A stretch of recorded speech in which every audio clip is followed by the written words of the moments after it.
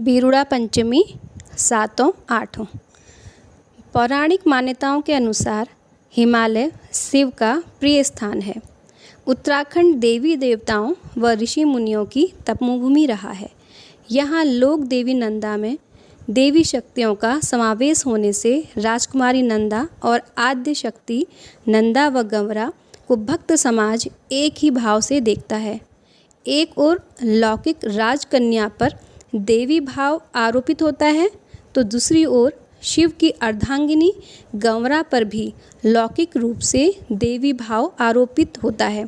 तब आद्य शक्ति शिवा भी गौरा बनकर अनेक अभावों एवं कष्टों से जूझने वाली साधारण पर्वतीय नारी बन जाती है। भादो माह के शुक्ल पक्ष पंचमी से ही इस अनुष्ठान की तैयारी होती है, जिसे यहाँ के पंचांगों में बीरुड़ा पंचमी नाम दिया है। इस कारण इसे बीरुड़ा पंचमी भी कहते हैं। बीरुड़ा पंचनाच के लिए दिया गया शब्द है। स्त्रियां नहा धोकर इस पंचनाच को, जिसमें चना, मटर, गेहूँ, कलौं, गुड़, गहत, भट आदि अनाज होते हैं, इन्हें तांबे के बर्तन में भिगोने डालते हैं। बर्तन के बाहर चारों ओर 5 जगहों पर गोबर लगाकर दूब घास के तिनके भी रोपित किए जाते हैं। व्रत की कथा को महिलाएं लोकगीत के रूप में गाती हैं। जब बहू गौरा से संतान की कामना करती है तो देवी बहू कहती है, गौरा देवी को सप्तमी को व्रत करूं, सासू सप्तमी को व्रत। सास कहती है, सास समुंदर पार बटिकलाओ, कुकुड़ी माकुड़ी को फूल। बहू कहती है, गहरी छु गंगा चिफलो छो बाटो, कसिका ल्यूनो इजू कुकड़ी माकुड़ी को फूल। सातों अर्थात सप्तमी अर्थात अभुक्ता भरण। सप्तमी के दिन महिलाएं झुंडों में एकत्रित होकर बीरुड़ के बर्तनों को सिर पर रखकर नदी की बावड़ी, धारे या नौले में जाती हैं।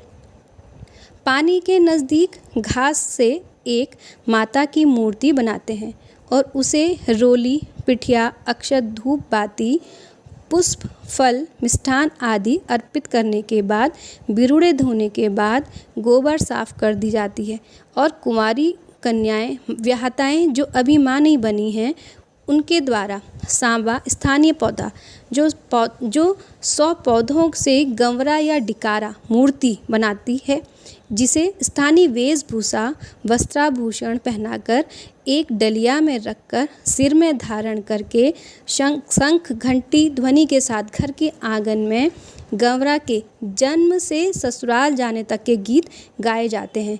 महिलाएं उसे बीरुड़ चढ़ाती हैं। तदुपरांत घर के भीतर गंवरा गदराए हुए धानों के खेतों के बीच उगे सांवा या मांस के पौधों से बनाई जाती है। दूसरे दिन मैसर अर्थात महेश्वर आते हैं। उपरोक्त पौधों की सहायता से मैसर की आकृति यानी कि डिकारा बनाया जाता है। ब्राह्मण स्तोत्र पाठ प्राण प्रतिष्ठा करते हैं तथा गंवरा के साथ मैसर को भी डलिया में स्थापित किया जाता है।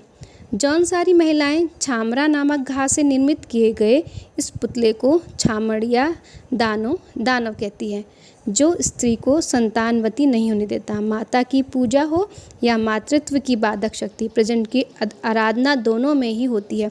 गौरा महेश्वर की डलिया को सिर में रखकर गीत गाती हुई व्याहता लड़कियां पूर्व निर्दिष्ट घर में प्रवेश करती हैं। लली मायके आ गई है लोकगीतों की बोलों से गंवरा का स्वागत किया जाता है।